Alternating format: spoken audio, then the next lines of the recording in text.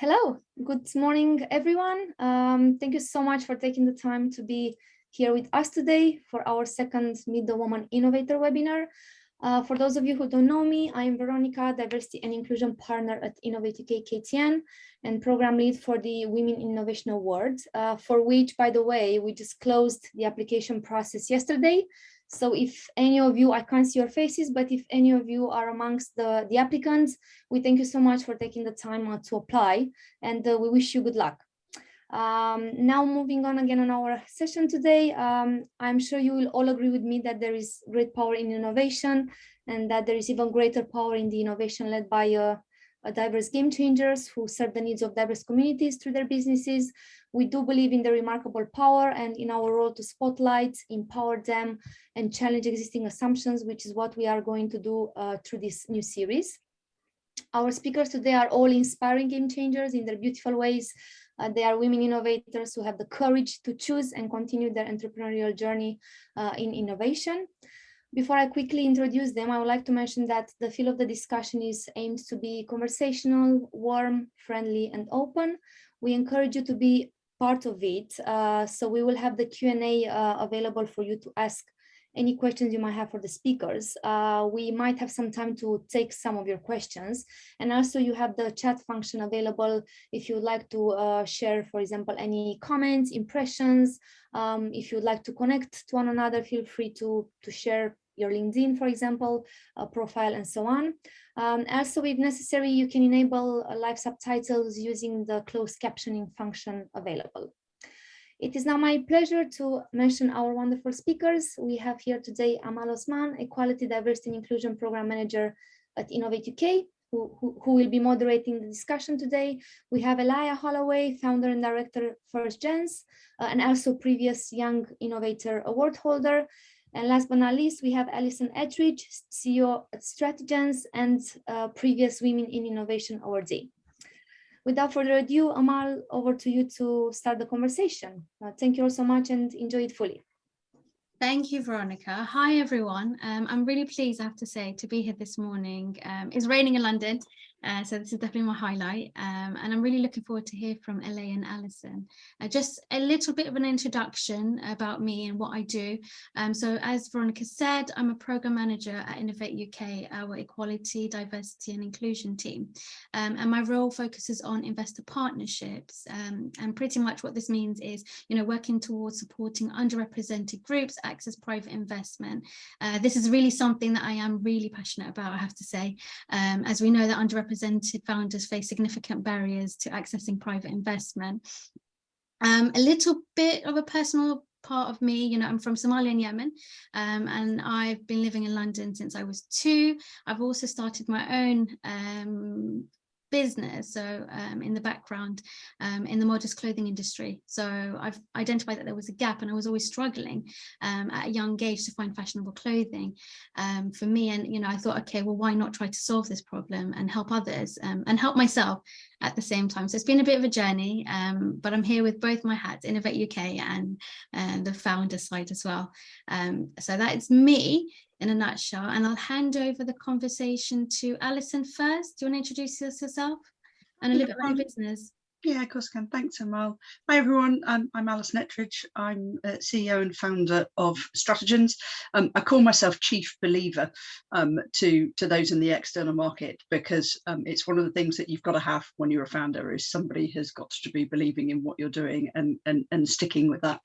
Stratigens is a software platform that enables companies to make decisions about where to grow, where to invest, and the diversity and makeup of their workforce by using external market data to help to influence them in making some better decisions. We launched Stratigens in 2018, or I went out for funding in 2018. We built product in 2019, first clients at the end of 2019, and we continue our scale up journey now. I love that. And I have to say, I did see your title and I was going to say something. I love chief believer. It's important to encourage yourself, so I might nip that. Okay, so Alaya, over to you for an introduction. Good morning, everyone. Thank you for inviting me to today's session. I've been so excited to join you all. And a little bit about me, I'm 23. I was born and raised in Wales, if you can't already hear the Welsh accent already coming through. But I moved to Bristol to study law.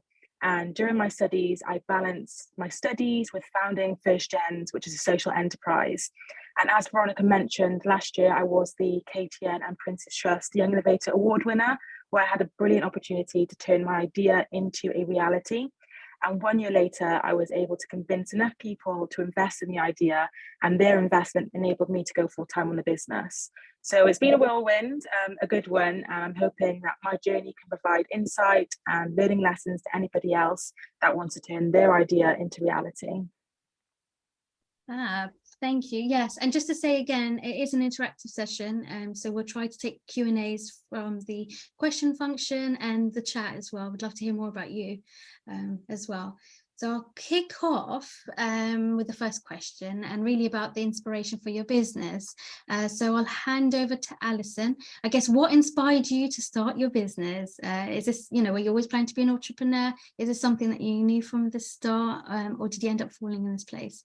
I absolutely ended up falling into this. So my life as an entrepreneur started with, how do I exit corporate life, actually, and that was how I got into this. Was, I was in a big corporate career, great job, great business, with a small child, and I just one day went, enough is enough. And walked away. And I remember my husband saying to me, "What are you going to do now?" And I said, "I don't know, but I do know that is not what I want to do." And so I tried to relax for a couple of weeks, but I'm not very good at doing that, so that didn't last very long. So I then went, right, okay, what am I? I need to find a way of occupying myself that isn't jumping into the next thing. I've got to give myself the headspace and the blue sky to figure out what I'm doing next.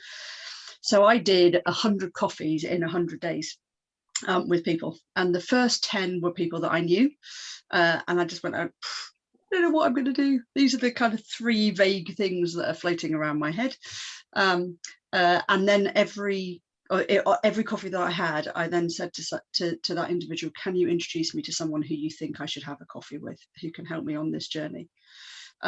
And coffee 78, we can talk about, we've heard from Alaya, but coffee 78 was the one that nailed it. And that was the one at which I knew that we'd spotted a gap in the market with Stratigens, and that we were going to go ahead and build it. Interesting. I love that. So coffee rounds, and you got to coffee 78. Coffee 78. So I know we're going to touch on motivation, but it seems like that's what it is for you.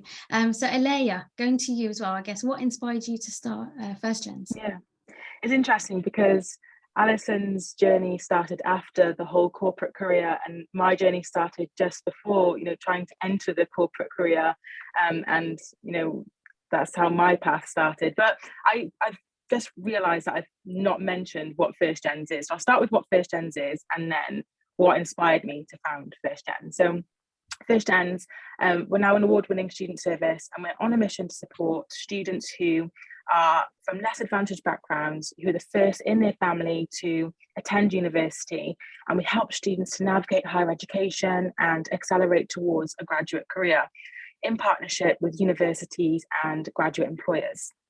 So this was established in response to social mobility research that highlighted that these students were entering higher education at an unprecedented rate, yet faced predisposed disadvantages within higher education and the workplace.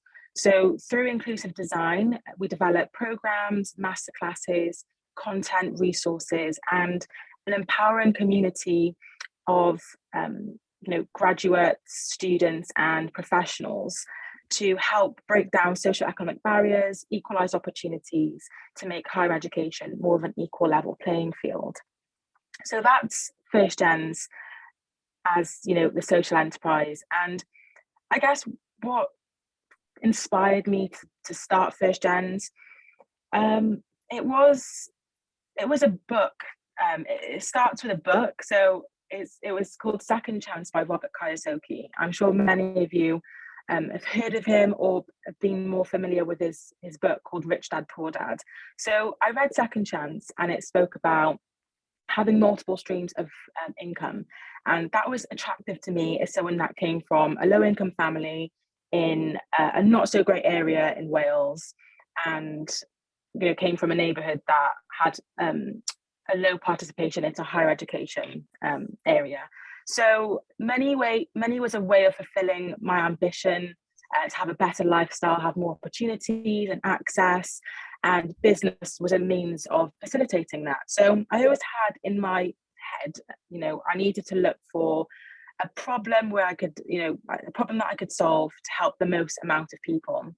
And I pondered on it for a while, and I couldn't think of anything until I looked inwards. And like yourself, Amal, finding a problem that actually affects you was kind of something that I saw. It was my experience trying to navigate higher education, and there being a gap of support for those who may not have the parents or guardians or support systems or networks to really help accelerate you and guide you through that huge journey. So yeah, I was passionate about that topic of social mobility, and I wanted to do it whether it paid me money or not. But very quickly, I was able to be paid through my passion, and that's where my story started with Firstgens. Thank you. I have to say, I'm loving the chat. Everybody seems to be loving the 100 coffees in 100 days idea, Alison. And then also, yes, definitely stealing the chief believer. For me, I feel like I've already shared from my side, definitely seeing the gap, but probably the frustration as well. And that just continued to build. When you try to go to stores and for me, I was assuming that they probably would find, there'd be something there, but there never was. And it was always, quite, I don't know, the looks, it was just never fashionable. I'm a young girl trying to, look nice like everybody else. And really, really struggled, but nobody spoke about it. So I felt like, okay, let me start with me. And then others started to ask me, where did I get my clothes? And I think that was my confident boost. And I thought, okay, let me help others, continue to build and grow. And today the modest industry is something big. It's a £1 trillion industry. But it took a long time just to kind of get the convincing. And I think I had like a low confidence in myself, but I focused again on the problem that I was trying to solve as opposed to the outcome. And I think that really helped me through this. I think there's something really interesting in that there, Amal, which is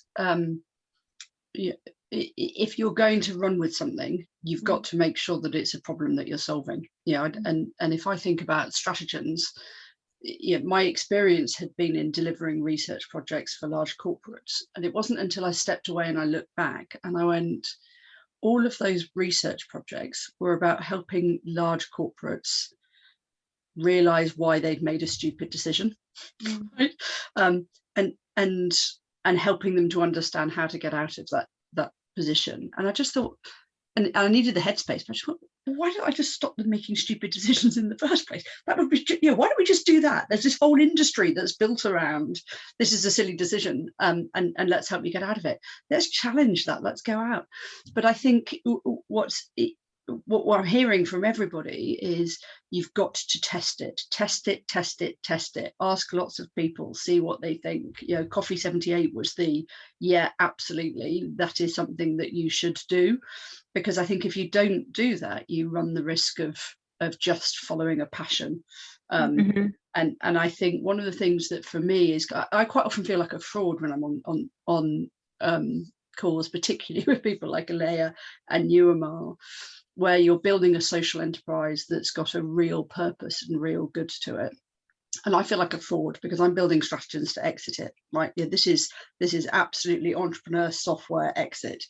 And there's really good stuff that comes out of Stratigens. We help corporates change the makeup of their workforce and the diversity of their workforce. But that wasn't my driving force. And if I'm honest, it still isn't my driving force. And I think understanding from the outset why you're building something is, and being bold enough and brave enough. I still feel guilty now when I go, actually, I'm doing it because I want to sell it. But you've got to be brave enough to be able to say it in that way, I think. Absolutely. No, Sophie said something spot on, question the imposter. And I think it's interesting because I'm finding now that when I talk to more entrepreneurs, and I enjoy this bit, everybody's doing it for different reasons, and also in different stages and where they see the business, going. Some don't see it, for the long haul, but it'll take them to the next journey and the next step. So actually for me, it's just fascinating to hear all of this. So Alaya, I don't know if you wanted to jump in from your side, and if you had any thoughts. Yeah, I do have some thoughts surrounding my own guilt about making money or making some sort of profit off of a social cause. So that's something that I had to battle through I still do now, to be honest. So yeah, that kind of that small negative monologue in your head, you just need to quieten down at times, because you can even say Alison, about Firstgens having a different, more of a social cause. But my reason was, you could say it's selfish, because it started off with me wanting to just better my own life. And it was through business, and it turned out to be through a social enterprise that I'm now being able to do that. But yeah, like Amal said, everyone has a different reason. But if you're impacting, whether it's people or businesses, anything in a positive way, I think you're giving that bit of magic you have into the world, which I think is incredible, and a huge privilege to be able to do. And then the last point I wanted to make was about testing the idea. So at the beginning, I kind of say the idea to people who'd be in like the social enterprise industry, and they'd be like, yeah, this is a great idea. And it wasn't until I had enough yeses that I actually went to pursue it, because similarly to Amal, I didn't have the courage. I wasn't that bold to just be like, yeah, I'm going to go and do this. I needed the encouragement of others. So that was a pivotal part of my journey. And yeah, testing, thankfully to KTN and the Prince's Trust through the Young Innovators Award, I had the support to ensure I did the testing, where I know a lot of people kind of skip that stage. So I interviewed 10 universities, I interviewed 24 students, I did several focus groups and surveys to really make sure I was hitting the nail on the head. Because you might have the lived experience. I was the first in my family to go to university. I was supporting other students who were the first in their family to go to university. But then, I come from my own background, my own experiences, which is completely different to the whole community of other first generation students. So it's really making sure you understand your audience, the diversity within it, the intersections, and try to address their niche problems within that problem you're solving. Such a good point. I think I actually have to go back to that one, because what you've said, Alaya, about you being the person that you're trying to solve the problem, but you're not being biased and just focusing yourself and doing that market research. I felt for me, I had a point where I knew that's what I needed to continue doing, and not just think, okay, well, I like fashion, I know fashion, but actually, there's other things and other views, and there's other inputs, and it really helped me. I think that was a pivotal moment for my life when I started to get more market research and continue to build that on, because it made me challenge myself actually as well, and not assume my idea is so great actually. And I think I trust the audience, and I'm building that over time. So yeah, definitely I resonate with you on that point. So I'll move on to the next question, and I think this one will be interesting because it's about goals, both because Alison, you really focus on the exit side, and Alaya from a different side. So I'll start with you, Alison. What are your goals in the short term and long term, especially when you're thinking about an exit business? I guess it depends on what we define as short term and long term. Yes. So, up to you. So our goal is to exit the business in 2026, if not before, and that's almost long term in the business sense, because my God, that feels like a long way away.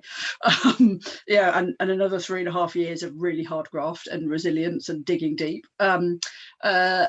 Short term goals are building the team, continuing the culture that we've got, continuing to be at the edge of innovation, and continuing our growth journey. All of those things are very clear cut with a really defined business plan. Absolutely the plan to exit. I think there's a piece that then comes after that, which I think is important. I was lucky enough to be one of the Women in Innovation Award winners. And as a result of that, anyone who has applied for that, you get a support package and you get a growth advisor as part of that. And I was a bit flippant, I think, about what that meant before I won the award. Really, it was like, how do we get the £50,000? What do we do with it? How do we turn that into something meaningful for our business? But actually, Julia Siringo, who was my growth advisor on that, has just been fantastic. And one of the first questions she said to me was, why are you doing this and who are you? And I went, I don't know. Yeah, and actually, it's even to this day, it's really tough. But I think you've got to dig deep and try and figure out the answer to that. And one of the things that's happened to me through this journey, and I'm sure this will change, but right now, is that I realised how incredibly lucky I was to be brought up in an environment where I was given the confidence to try anything, right? It was just, and to this day, office walls, if the worst thing that happens is you get to the end of the day and it's been a bad day, as long as nobody's lost their arms, nobody's lost their legs, nobody's got ill and nobody's died, it's a good day. And it was just about that perspective and confidence. And that stuck with me throughout my life. And I just think, when I've done this, when I've got the baby out the door, I'm 50 next year, right? So I'm looking at where does life start to end. At that point, I want to be saying, how do I encourage other people who weren't lucky enough to be brought up with that environment? And I don't necessarily mean money or privilege or how I was brought up. It was about utter confidence to try anything. And that's really, if I kind of put my philanthropic head on, that's what I want to be doing in the longer term. Very nice to hear that, I have to say as well. Alaya, I guess for you, you started the journey with Firstgens. What are your goals for the short term and long term? So in terms of goals, I split my goals up into 3 chunks. So I have the short-term goals, which the kind of annual goals, and then I have the mid goals, which are like 2 to 3 years, and then slightly longer, 5 onwards. And for the short-term goals, which are now leading up to the end of this year and this last quarter, it was to build a team and learn how to actually manage a team in terms of having targets to make sure we're all on the same trajectory, and build this MVP, which I'll be delivering or commencing next week. And there was on our goals were bringing alive our social media presence, and also meeting up with other CEOs from organizations that are similar to really learn from them. So those are the short-term goals. And then the longer goals, which are like 5 plus, are to be in, so to say, you need to be a bit more ambitious, but I've said 50% of UK universities enrolling our program, 50% of top graduate employers working with us, and building an ecosystem of support for our users and members. And then, to get to the long goals, we have those mid-term goals to kind of reiterate and build the business model, raise money, build the community. So that's the kind of like a deep dive into our goals. In terms of, being able to exit a business and things like that, I have not even thought about it. I'm not going to lie. I think as Alison mentioned, there needs to be a lot of looking in and brainstorming, and this is about what you want in life really. And my close friends in some of the entrepreneurial programs I'm on have always been saying, or have said to me, you've got a lot more to offer, and I'm so excited to see what you do after Firstgens, because I know there's going to be so much more in terms of what you do within the social mobility space. And for me, I can't even see that far in advance yet, but I'm sure there'll be more to come, so I'm excited for that. Amazing. I'm just trying to think about mine. So I'm a little bit short term and long term, they're all a bit of a blur to me in terms of what I'm trying to achieve. And I think I do see myself doing this in the long haul for some reason. I think I'm slightly nervous because for me, I want to get to a point where we are international and globally reaching, and I think that will take time. So, you know, if we could tap into the UK market and be one of the ones that are recognized, I think then the next steps would be trying to move to areas where, you know, modest clothing is seen as you know, there's a bigger market for. So Indonesia, for example, we know that that's coming up as an opportunity. But yeah, no, definitely I do see this at the end, what I want to do, but I'm waiting to that journey, because I don't know how I'd be once it's all, you know, done. Where will I go next? So that's it. I think it's the back of my mind, I have to say, Alison. But I think there's something really interesting that we talk a lot as a business and as a team, because for me, everyone's on the journey, right? All of the team are on the journey, and we talk a lot about sailing. If I think about sailing, and in sailing you tack your way to a destination because you need the wind to take you, so you don't go in a straight line, you end up doing this because and if the wind changes direction, you have to change direction. But as long as you still know where your destination is, the kind of the way that you tack there depends on what the winds of change bring you, right? And so I think it's, and actually I think it's quite interesting to bring that and talk about it as a team, because you can set short-term goals, you can set mid-term goals, and you know what, a whopping great big hurricane can come zooping along and change all of that. You go, oh, okay, we're going in a completely different direction, but we're still going to the same place. And I think that gives some strength and depth to your vision and where you're going, and helps people understand, because change isn't easy, right? It helps people to understand that. No, absolutely. Yeah, it's been resonating on the chat. And for me, it's an eye-opener, actually. I feel like getting a bit of wisdom here. Where's the wisdom? Because I'm old. That's it. You always get wisdom when you're old. No, The problem is you don't learn everything. You still learn by your mistakes.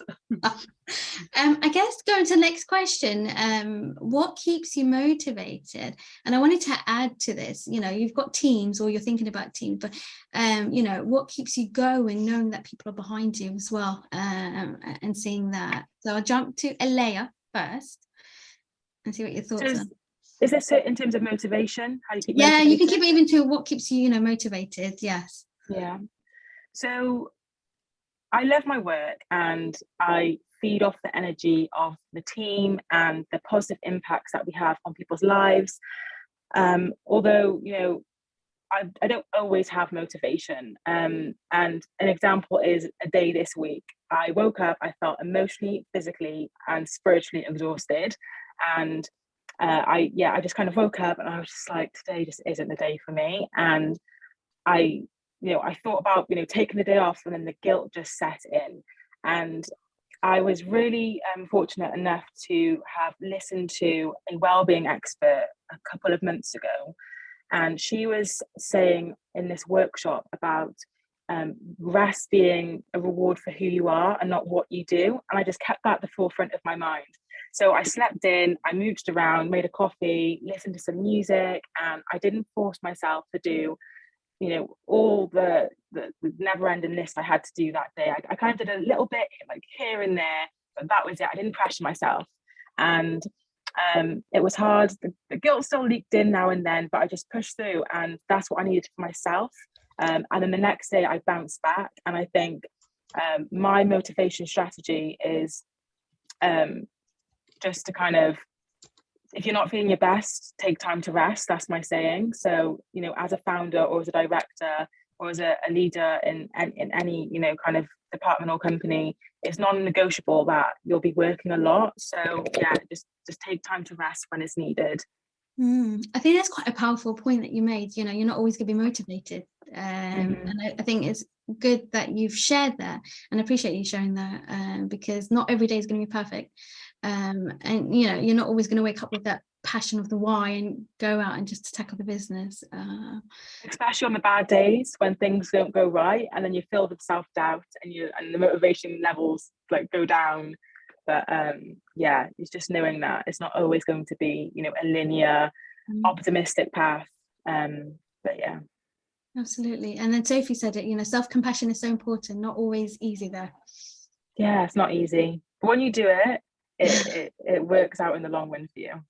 Absolutely. I think, Alaya, it's so important to, and I'm really bad at this stuff, right? It's so important to share. There was the cohort of Women in Innovation got together a couple of weeks ago, and typically I was too busy to go. I was really cross, I couldn't go, but in fact I pulled 2 all-nighters to try and get on top of the work list, but listened to the sessions whilst I was kind of doing the work. And one of the sessions was about what happens when you meet breaking point, and 3 of my fellow cohort talked about actually what happened and how that affected them mentally and where they ended up. And so I think, it's a bit dark to talk about it when this is supposed to be inspiring, but I think one of the things that's really important if you're setting out as an entrepreneur is that you understand right from the outset how tough it is, right? Because this is not an easy journey for anybody. You put yourself, your family, your friends through hell. You certainly learn to put people before yourself a lot. And I think, Alaya, you talked about what happened to you. We have duvet days for our team, right? If you wake up in the morning, you don't want to come to work, right? Don't come. That's it, because you won't be productive. So it's kind of like, well, don't come. And we really kind of unlimited holidays, flexible work hours, all that stuff. We hire you because you're a grown up and you can do your job. So and that really drives me and motivates me, and I love that. But then, if I'm completely honest, I can't remember whether I've ever taken the duvet day, but I'm pretty convinced the answer is 0. I've got a holiday next week. We happen to be going sailing. The reason that we're going sailing is because my husband knows that if I work too hard, he can put the yacht on such an angle that the laptop will end up in the sea, right? And actually, it's funny, right? We laugh about it. We go, yeah, that's really funny. But actually, that's the reality of what this business has done, is that we go on holidays where he says, I will make this yacht go at such an angle that you cannot work. And you think it's actually not healthy. And so I think there's something about really understanding. You talk about what motivates you. I'm a salesperson by background, right? So the ups are massive ups, right? And if you don't get a high from the ups, then the downs are really tough. And every new client, every person that looks at Stratigens and said, I love it, and I can see how we could use this in our organization, whether they're going to buy it or not, every member of the team that gets a buzz or a hire or we make smile is the stuff that keeps me going. There's then this other element which I think is important, and that is, I have to be the grown-up. I am responsible for making sure that there is enough money in the business to pay the team. Simple as that. And that's not ever going to go away, right? And so sometimes this isn't about motivation and enthusiasm and saying this is it. Sometimes it's just about pure resilience, and it's about digging deeper than you ever thought that you could dig before, and just going, right, that's it. It's down to me. There isn't anybody else. I can't turn to anybody else. So what do I need to do to make this work? Because I'm not going to let people down. And I just think you've got to go into this eyes open. Whether you are a social enterprise or whether or not you're building something for profit and exit, you're still the one that's responsible. Absolutely. It's such an important conversation, particularly when you have social media and you have these YouTube videos or ads, or just in general, just some people that emphasize quit your 9-to-5 job and make money doing this, and promoting this quick in the fast lane, money kind of grabbing experience, and it's not the case. So I think it's really important to highlight the truths behind entrepreneurialism. I think I flippantly see people say to me, you must be really proud of Stratigens, and I go, I am. And you'll never let your baby go, and I go, and this is a flippant comment, so forgive me for it. But I go, actually, there are some days when, frankly, it's up for emergency foster care and anybody can take the business away. It's just like, today is not a good day. But those are the days when you dig deep and you go, got to get on with it. Got to get on with it, got to dig deep, got to go through, because there's nobody else to talk to about it. So just get on. I do think having a bunch of, and I don't think it has to be women, but a bunch of people who you can vent at, who, where you can just go, I've had a really bad day. Who understand what you're going through, I think is important. So building peer groups, whether that's women, whether it's diverse groups, whether it's actually just people who've been through the journey, is really important. And using them You know, and equally, I think there's something about, I remember sending a message, this is probably the first time I've done it, sending a message a couple of weeks ago when someone said, how are you? And I went, actually, it's not great. And them go, what? Yeah, and the phone rang, and it rang within about 30 seconds, and they went, you never say that. So come on, talk to me. And actually, after about 5 minutes of just going, bleh, you went, actually, it's okay, it's fine now. I've got rid of it. It's all right. I feel better. So thank you to the person. They know who they are. Thank you to the person who picked up the phone and went, come on, then let's have a conversation. I love that. And it's interesting that you say, because I think for me, I tend to always, because I'm one of the older sisters, but I've taken on that hat. So I know, and I've got my family that are part of the business. So I don't vent to them, but I always feel like I have to be okay. And just kind of get on with everything and just, you know, set the direction. But I have off days. So what I've started to do is connect with my old friends, like people that I've not seen for years, you know, and we've got a neighbour, so we walk on Fridays, and I just vomit it all out. And I expect her just to listen. I don't expect anything else. And she does it so greatly because, you know, we're in such different worlds that it's also a bit of a fresh air for me. That's somebody that doesn't know much about the industry, doesn't know anything about the business. We don't even need to go heavy, but they just listen. And then I feel better and I go back to bed.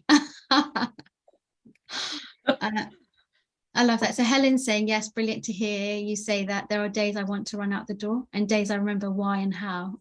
We're still at it 7 years later. Wow. And only just beginning to break through and being able to get investment ready. Keep at it, Helen. Just keep, if you believe in it and you really think it's going to be there, keep at it. Don't give up. Yes, I was going to go on then, I guess, to the setbacks. I know we've touched on it in different ways, but any setbacks that you've faced and any thoughts on how you've overcome them, you know, how you do deal with setbacks in general as well. God, Alaya, I'm not, there's almost too many to mention, right? Because I was just like, but it's like, oh, okay, didn't know. So I'm a CEO founder of a software business. I don't have a technology background. You know, I remember sitting in the first meetings with our CTO and the tech team and saying, every single one of those words was English, and as individual words I understood them, but you just strung them into a sentence. I have no idea what you're talking about, but you're asking me for lots of money.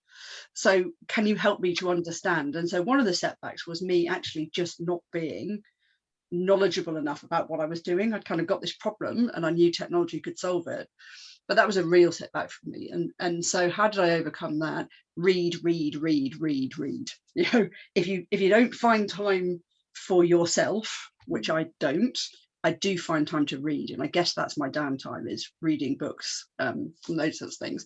And then the other biggie, and this is probably just one that's really boring for people to hear about, is cash. Cash is king. It is the only thing that matters in a scaling startup business. Have we got enough cash to pay people? Have we got enough cash to make sure that everybody is happy? Have we got enough cash to keep our suppliers on side and to stick to our obligations with VAT and PAYE?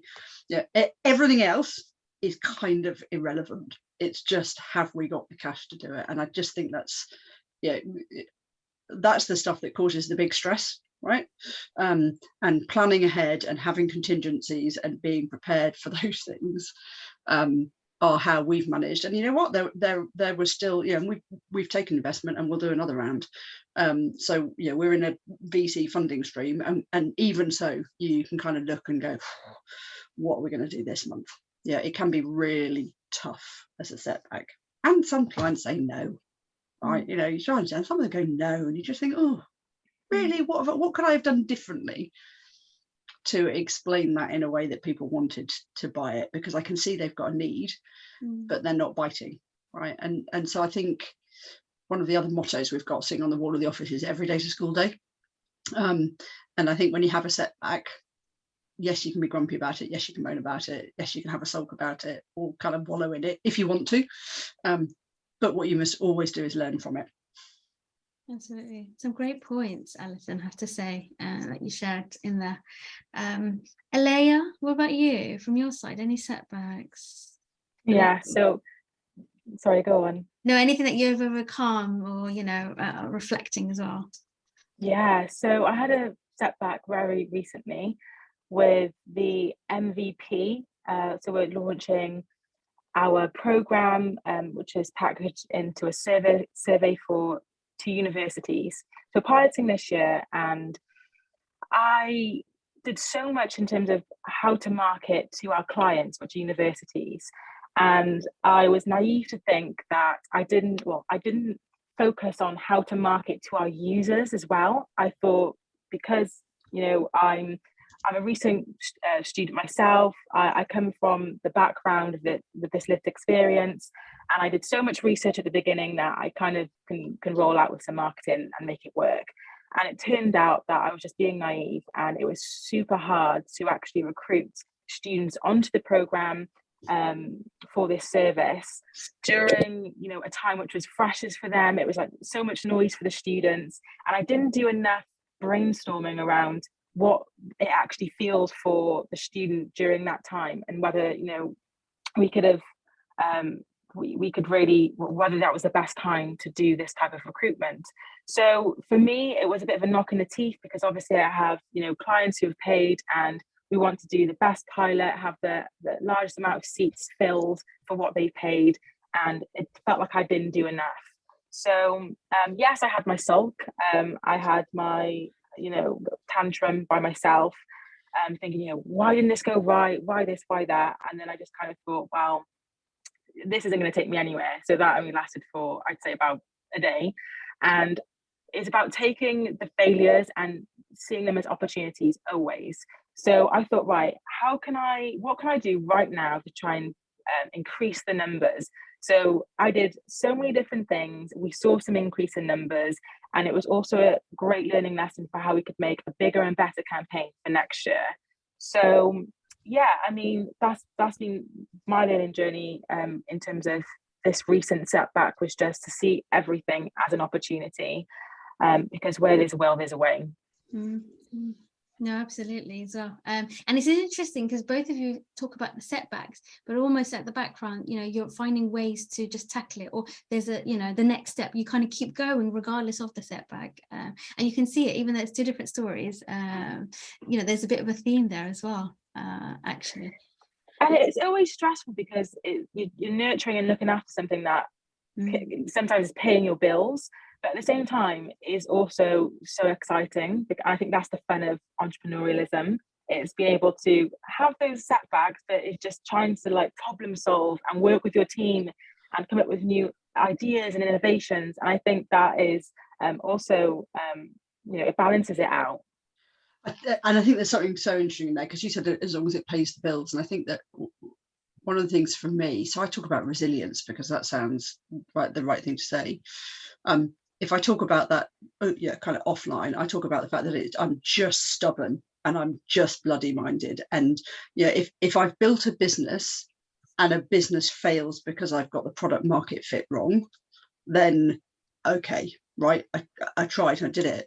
But if I built a business and it fails because of a virus, right, or because of, you know, something else, then I am damned if I'm going to let the business fail, right, because of that. Yeah, it's just, and I think it's one of the things that I think is really interesting. It's just no, yeah, I'm not going to let that happen. I can think, I said to my husband jokingly a few months ago, I went, don't stand still too long because I will sell you.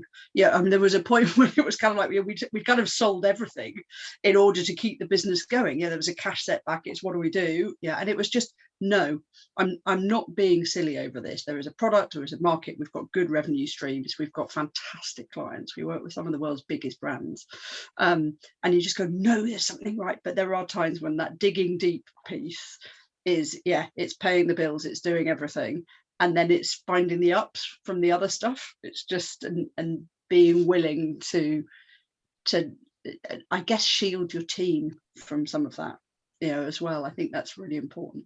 Sorry, I took us back into a kind of a bit of a don't do it, it's all a bit disastrous. I remember you asked about setbacks, so we're just being truthful. Yes, a whole lot of pluses as well.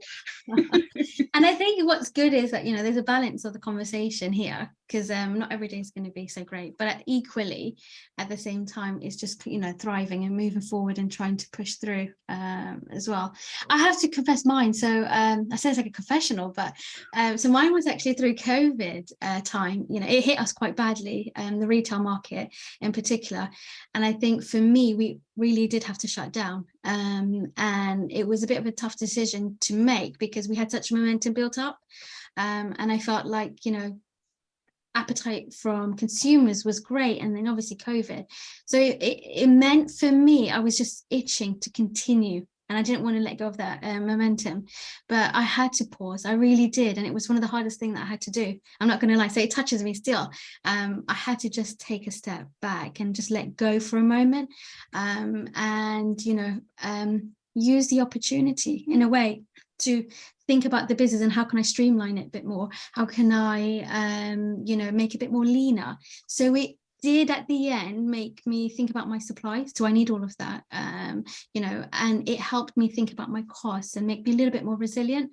But at the same time, I have to say, still today, it's a setback, and it hits me. So I've not gone through it yet. So I'll move on to the next question.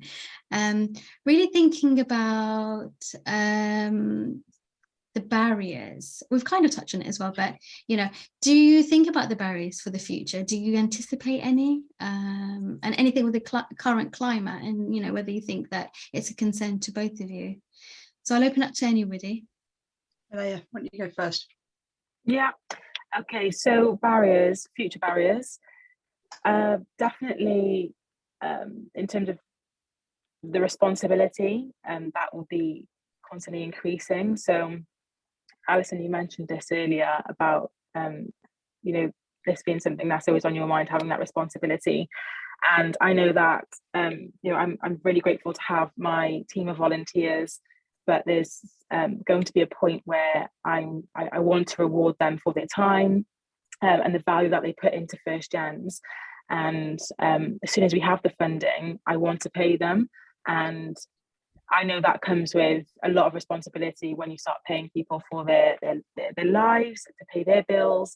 So I know that's going to be coming. And for me, I'm just going to learn from other women in business how they, you know, managed hiring and managing you know, teams within their company. So I know it's something that's gonna happen. So I'm just gonna mentally prepare myself and just equip myself as best I can to manage that. Also, I'd say there's always going to be the funding barrier side of things, particularly at this stage I'm at now, because, you know, I've heard of things like impact investments, but I sometimes I just don't find the time to really like dig in and learn about it. So I need to make some time for that. But being able to just bring in as much funding as possible to scale activities, make more impact. So yeah, I think that's going to be something that's always on the agenda. So yeah. I've got a grown-up answer for this one, Amal. And it is really, you know, it's just, we model all sorts of sensitivities against the business plan. You know, what happens if sales are 50% less? What happens if they're 30% less? What happens if we lose this member of staff? You know, so what are the barriers that we might face? We kind of model them and go, okay, we've got an idea of what they, you know, what we would do in those scenarios. But the reality is, you know, how are we going to face them head on? Because you haven't got any other choice, right? There is absolutely no point in hiding from stuff when it comes up as a barrier. You've just got to go, right, I've got to meet this head on. Let me ask people for advice. Let me educate myself as best I can, but let me not pretend it's not there, because it's not going to go away. Rainie's asked a question as well in Q&A, which I think would be really cool. Yes, I've seen that. So Rainie, thank you for your question. How do you find the chance really to reach the first potential customer and talk to them, somebody who's not a friend or anyone that you know, and how to get the, you know, that first step to the customer insight, and get that started? Alison, any thoughts? That for me was 100 coffees, 100 days. So that was where that started. Was so Rainie, I don't know if you joined when I first set up, or in fact, before I set up the business, I didn't know what I was going to do. I just knew I wasn't going to do what I had been doing. And so I set out and did 100 coffees in 100 days. The first 10 were with people I knew, and I took different ideas out and just said, this is my thought. And each of them then introduced me to people who they thought I should talk to. And that's how I kind of went through them. And as a result, after the first 10, everybody who I asked for an opinion was a potential customer, right? And none of them were at that time friends, and none of them were people who I had known before. So I think there's something about sometimes you've just got to get out and ask, but you've also got to then keep it going, because I don't think it's about just your first potential customer. You know, so everything that is product development related in Stratigens is client led. So we had 2 product development workshops last week where we had clients and prospects come on and we go, this is what we think about doing. This is, you know, can you help us to prioritize them? What's the stuff that you would pay extra for rather than just the stuff that you think is nice?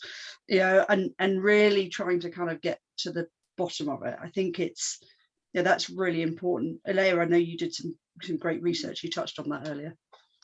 Yeah, so that's how I got my foot into the door. It was from just going into a conversation without any intention and just sharing the idea, learning what they want, and they then became interested in the service and said, you know, once you've got this, you know, neatly packaged, send us a proposal.